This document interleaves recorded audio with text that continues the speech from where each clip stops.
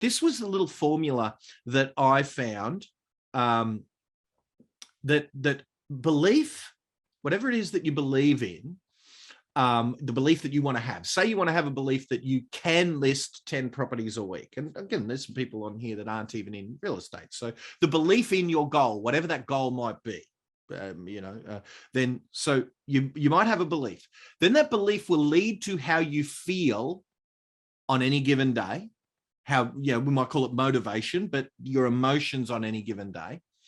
How you feel and how motivated you are will lead to certain daily activities that you perform with a certain level of competence, with a certain attitude, with a certain amount of gusto, whatever you want to, but you will do things in a certain way. You'll behave in a certain way based on those feelings and that motivation.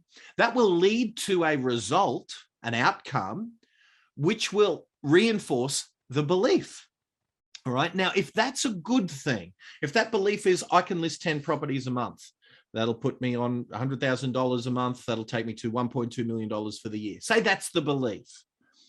If you believe that, then you're genuinely going to feel like, holy crap, I'm getting paid, 20 grand a week in order to do this. I'm pumped, and all of that. So that's going to lead to great daily activities. You're going to be out there doing it with gusto. You're going to be doing it with a great attitude. You're going to be attracting people to you. You're going to be doing listing presentations, that's sales presentations with enthusiasm, with believability, etc. It's going to lead to you listing the 10, which will reinforce the belief in you that it's possible to list 10 a month.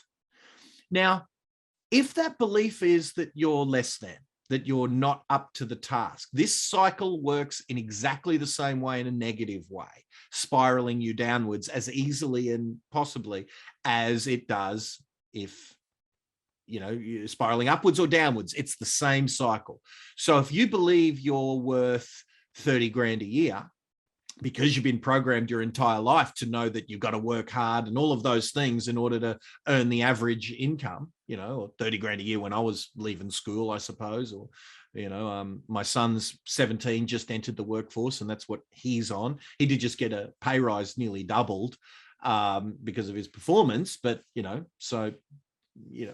50 grand a year might be, your program, whatever your level is that you think you're worth. If you believe that you're worth 50 grand a year, you'll feel in a certain way, and here's what will happen. If you start to perform above what you believe, like say you get handed, well, they reckon that lotto within 2 years, 90% of lotto people have no money left. They're back to where they are because they didn't change their core. They didn't change their core beliefs. They didn't change their core attitudes around success and around dollars and all of that. So the spiral brings them back down to that baseline. It's like almost a thermostat that if it's too hot, the thermostat will bring it down to the 24 degrees that it's set on.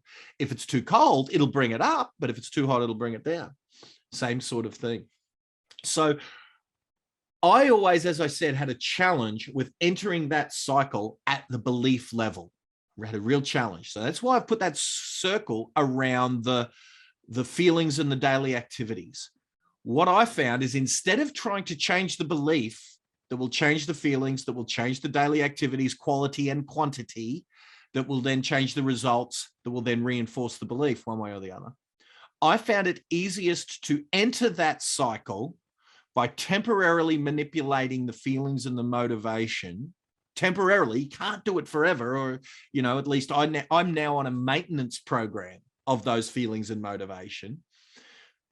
But I've found entering that cycle at that level, the place to do. So I've found for me, and this is where for the rest of this day, when you're pulling strategies out of Caleb and out of Kerry, and as we have our special guests join us, you find your way. But this is the way that worked for me, is I found that if I listened to Eric Thomas, if I read, and I didn't like reading the books that Michael Spillane told me to read, even though I did read them very begrudgingly, I suppose. It was part of the conditions of our workplace that we all read the same book.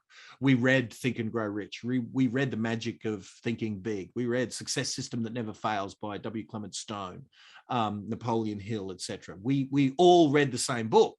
So we were forced to read those books. And again, when I found you could buy audio programs of those same authors, I bought all of them. I bought all the audio programs. It was wonderful. Now Audible, oh my God, you can have the author read the books to you. Amazing.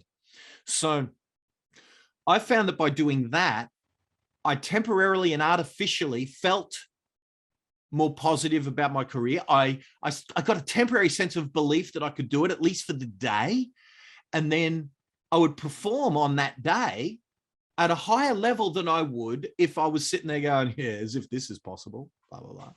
And so I started getting the outcomes, and then that reinforced the belief of what's possible. And slowly that spiraled up to be a 7-figure business that we've got.